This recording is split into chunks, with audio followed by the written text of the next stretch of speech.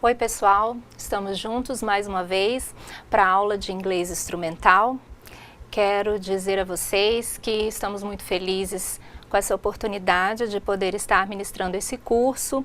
Queremos dizer que são todos muito bem-vindos e que nós estamos tentando trabalhar cada vez mais a habilidade de leitura e de compreensão de textos em língua estrangeira.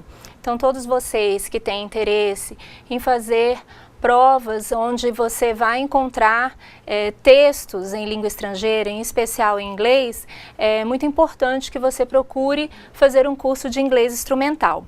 E nós estamos hoje com a nossa terceira teleaula e vamos ver a agenda da aula de hoje.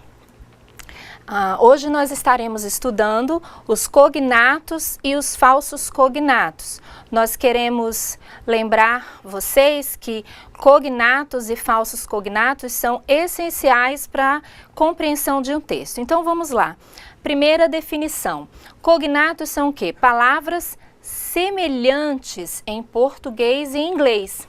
Elas podem frequentemente ajudar você o quê? A deduzir o significado de novas palavras em inglês.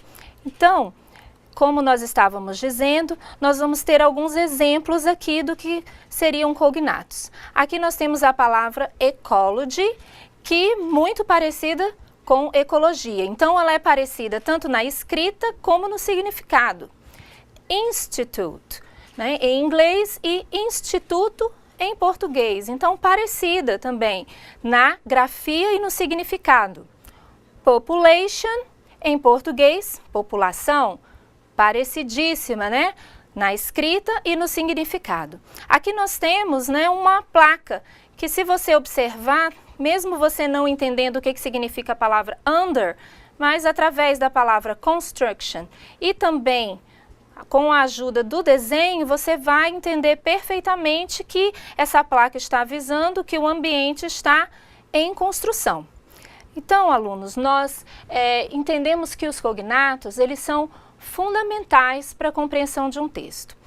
Os linguistas dizem que até 70% de um texto em inglês pode ser constituído de palavras cognatas, ou seja, de palavras na língua inglesa ou numa outra língua estrangeira que são similares às palavras da sua língua materna, no caso, o português. Então, se você for para uma prova, né, para uma prova de TOEFL ou IELTS, por exemplo, que são provas onde você vai ter muitos textos para entender, para compreender. Então, se você for pensando que pelo menos 70% daquele texto são palavras cognatas, isso significa que você tem 70% de chances, né, de entender aquele texto, né, bem mais da metade do que o texto fala.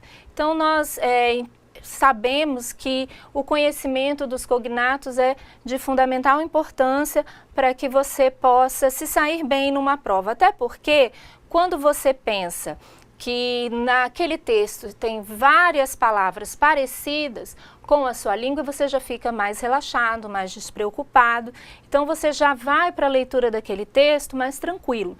A gente sugere que você vá grifando as palavras cognatas e elas vão te ajudar a entender o que está à volta dela, né? Então, de repente, antes ou depois da palavra cognata, existem palavras que você não entende muito bem o significado, mas a palavra cognata vai te ajudar, né, a ter uma ideia do que aquela frase, do que aquela sentença está dizendo.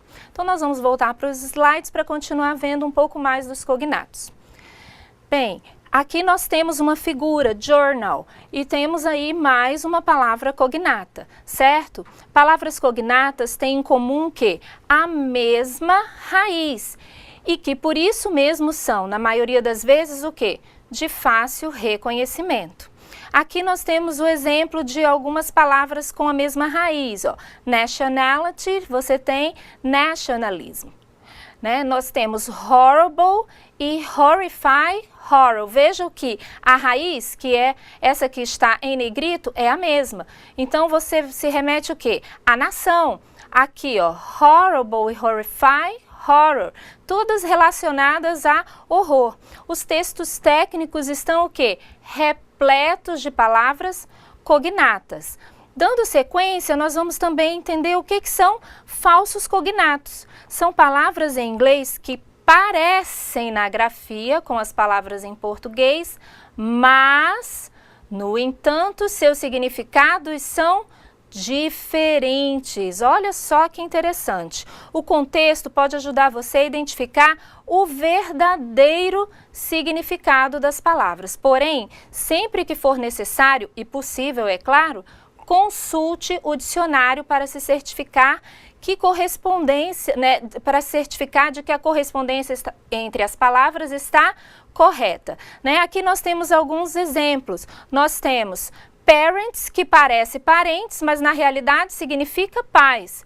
Parente em inglês é relative. Nós temos a palavra union, que significa sindicato, e união. Então a gente sabe que ela parece, union parece sim, é cognato de união, mas na verdade quando se relaciona a sindicato, ela é um falso cognato. Eventually parece eventualmente, mas o significado é finalmente. Eventualmente em inglês é occasionally. Então vejam só, se você prestar atenção, os falsos cognatos eles podem nos confundir. Então muito importante que nós vamos dar alguns exemplos aqui, mas que você procure outros falsos cognatos, procure na internet, baixe alguma lista de falsos cognatos, porque são muitos, nós não vamos poder mostrar todos, mas é importante que você conheça esses falsos cognatos para não ter a interpretação, o entendimento errado, numa prova, num texto que você estiver tendo acesso em língua estrangeira. Vamos ver mais alguns exemplos, então, de falsos cognatos. Aqui nós temos uma frase que diz: My father and my mother are my parents. Então, aquela palavra que nós vimos, parents, parece parente, mas não é. Pais, então, meu pai, my father and my mother, minha mãe, são o quê? Meus pais. E aí nós temos outra frase aqui. I intended to attend one of those lectures, but I couldn't. Então, intended, o quê? Eu pretendo. O que attend? Attend parece atender, mas é que eu pretendo o quê? Assistir, comparecer a uma daquelas, parece leitura, mas na verdade é palestra, lectures, palestras. But I couldn't, mas eu não pude. Aqui também mais uma frase com dois falsos cognatos. She pretended not to hear us, but actually she did. Então, ela fingia, veja que a palavra parece pretender, mas é fingir. Ela fingia que não nos ouvia, mas actually parece o que? Atualmente, mas o significado de actually é mas na verdade, então aqui na frase but actually, mas na verdade she did, ela ouvia. Então ela fingia que não nos ouvia, mas na verdade ouvia. Outra frase com dois falsos cognatos. I don't notice any difference between the cigars from Cuba and those from Bahia. Então, notice parece notar, mas não é perceber. I don't notice, eu não percebi nenhuma diferença entre o quê? Cigars, parece o quê? Cigarros, mas na verdade está se referindo a charutos, Entre os charutos de Cuba e os da Bahia. Próxima frase, they had been looking for the exit and eventually found it. Eles têm procurado pela saída. Exit pode parecer êxito, uma outra palavra, mas é saída. And eventually found it. Parece eventualmente, mas na verdade é finalmente. The principal has an appointment.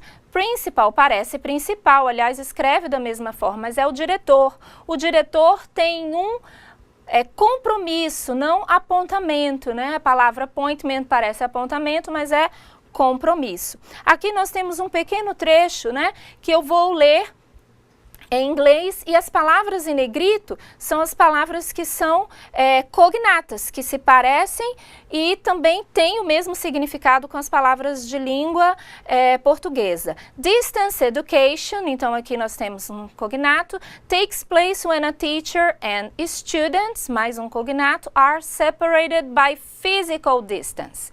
And technology, voice, video, data. often in concert with face-to-face communication, is used to bridge the instructional gap. Através das palavras cognatas, nós vamos entender muito bem o significado, certo? Então, nós temos distance education, educação à distância. Students, né? Estudantes, aluno. Separated, separados. Physical distance, distância física. Technology, tecnologia. Voice, video, data. Voz, vídeo e dados. Face-to-face communication, comunicação face a face. Used, usado. Instructional, instrucional. Então, se a gente voltar no texto anterior, a gente vai ver que ele diz que a educação à distância acontece quando um professor e os alunos estão separados por uma distância física.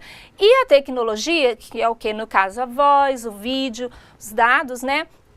Eles vão fazer o quê? Vão fazer esse link, né, da comunicação face a face. Eles são usados para construir o quê? Uma ponte para diminuir esse gap, que é essa distância, essa lacuna instrucional. Então, vejam bem, alunos, que através dos cognatos eu posso entender muito de um trecho em língua estrangeira, né? Nesse pequeno texto que nós vimos sobre educação à distância, deu para entender bastante o que estava se dizendo ali, qual era a mensagem, qual era o assunto principal do texto, que no caso era educação à distância, e que como essa educação à distância acontecia, definindo o que ela é, né, quando alunos e professores estão distantes fisicamente, e que a tecnologia constrói essa ponte através do vídeo, da voz, dos dados, né? Então vocês vejam que realmente os cognatos, eles fazem uma grande diferença na interpretação de um texto. Procurem mais cognatos, estudem, procurem também os falsos cognatos para não serem confundidos e também estudem outros textos, né? Façam essa prática de pegar um texto de língua inglesa e começar a marcar, ver quantos cognatos você encontra ali nesse texto. Obrigado pela atenção de vocês, nós vamos finalizando aqui a nossa terceira teleaula. Fiquem atentos e estejam também assistindo a nossa próxima teleaula, a teleaula 4. Obrigado e até a próxima.